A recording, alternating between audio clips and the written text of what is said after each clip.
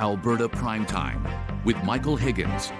Welcome to Alberta Primetime. Ahead tonight, our Friday panel on cranking up security measures at the Calgary Stampede. But first, municipalities and policing. I have heard horror stories right across rural Alberta when it comes to shortages within detachments. I've spoken to First Nations, Métis communities who have complained about their current contract service provider and the lack of police presence in their communities. With that being said, we need to be ready for the future of policing in Alberta. And being ready starts with the Smith government launching the Alberta Sheriff's Police Service. The Premier says it's not meant to replace the RCMP, but will run separately with civilian oversight, and municipalities will now have the option to contract the new service for their own local policing needs instead of the Mounties. And joining us now, Westerlund, President of the Rural Municipalities of Alberta and a Brazeau County councillor. Councillor Westerlund, good to see you. Welcome back. Well, thank you for having me. All right, so what do you make of the introduction of this independent agency police service, and how do you see it fitting into the rural law enforcement landscape? Well, I think that's everyone's best guess right now. The announcement did catch us off guard, but that is pretty much the norm these days when it comes to anything to do with policing. We were unaware of the changes that were going to be announced and that are happening. And we still think, at the end of the day, if we're going to be making changes, municipalities need to have a seat at the table and make sure that we are part of every step and a part of the process as this moves along. Okay, so maybe in that vein, and we've heard repeatedly from the RMA in our conversations over the past number of years that your members do not want provincial police. How has the Smith government addressed that in the build-up to this announcement? Well, really, at this point, we haven't heard or seen anything different in the announcements that have been made. There has been little to no communication between the minister's office and our association and our members for that matter. You know, in the opening comments, you heard the minister talk about RCMP or policing services not being used in the municipalities, or those calls kind of going unanswered.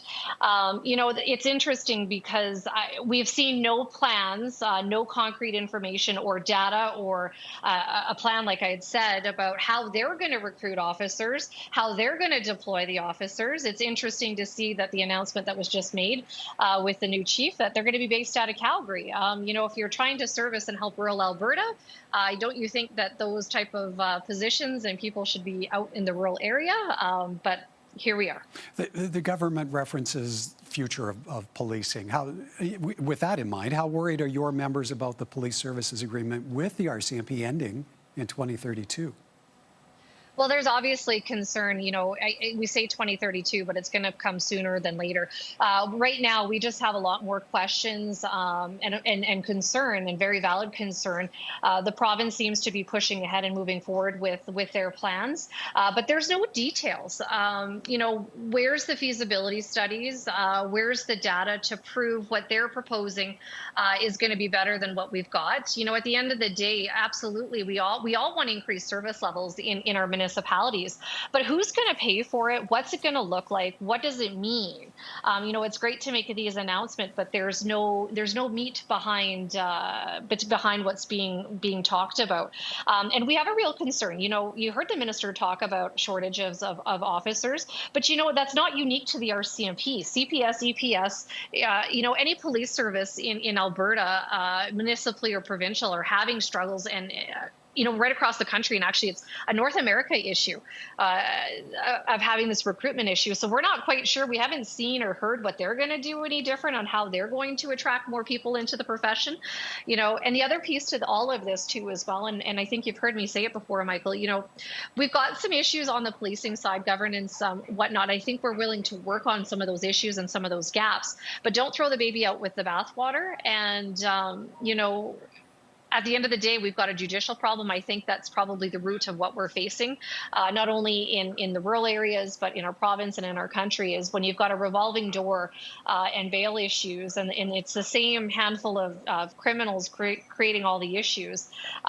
Creating a new police force isn't going to solve those issues. Yeah, To what degree do you see the government working with any of the municipalities that do queue up for or express interest in the sheriffs? Could there be financial incentives from the province? Well, and that's the other piece. That's a good question. We don't know what that's going to look like. We don't know what the cost is. We don't know who's paying. I mean, at the end of the day, we all know who's paying, and it's the taxpayers. There's only one taxpayer, and when it comes down to the municipal government, is it going to come out of our coffers or is it coming out of the provincial coffers?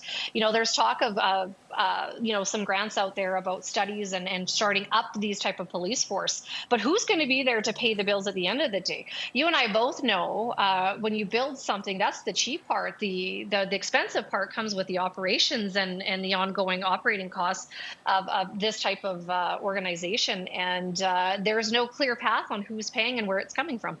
On that financial front, how does the sheriff's announcement maybe play into discussions around the current police funding model? Because there is a review underway in that regard, is there not? There is, and there was a series of engagements that were supposed to take place that were very poorly advertised. A lot of our members had reached out to us, or we had residents in the area reach out to us as elected officials to let us know they were going on. They've since been either paused or made virtual, so we weren't even contacted or reached out directly to actually be a part of those engagements. And that does lead to it. You know, we hear rumors that municipalities are facing a 57% increase in the police funding model. Okay, so what is that for? Where's it coming from? Where's the detailed data sheets that prove that's needed? Where is it going? Does it mean more officers in the boots in the ground on officers? Does it mean we're getting more data analysts who analyze the behind the scenes part of the judicial system? Does it mean we're getting more crown prosecutors? We're not sure. The other piece to it too is obviously if you're going to see an increase like that, we expect change. We expect service level changes in our communities. And you know what? We started paying several years ago, and we're not even seeing the service level promises that were being made back then come to fruition either. So. Yeah, we are looking. We have a lot more questions right now than answers. Indeed. Okay, we'll leave it on that note. Appreciate your time this evening, Councillor Westerlund. Thank you kindly. Excellent. Thank you. Kara Westerlund is president of the Rural Municipalities of Alberta.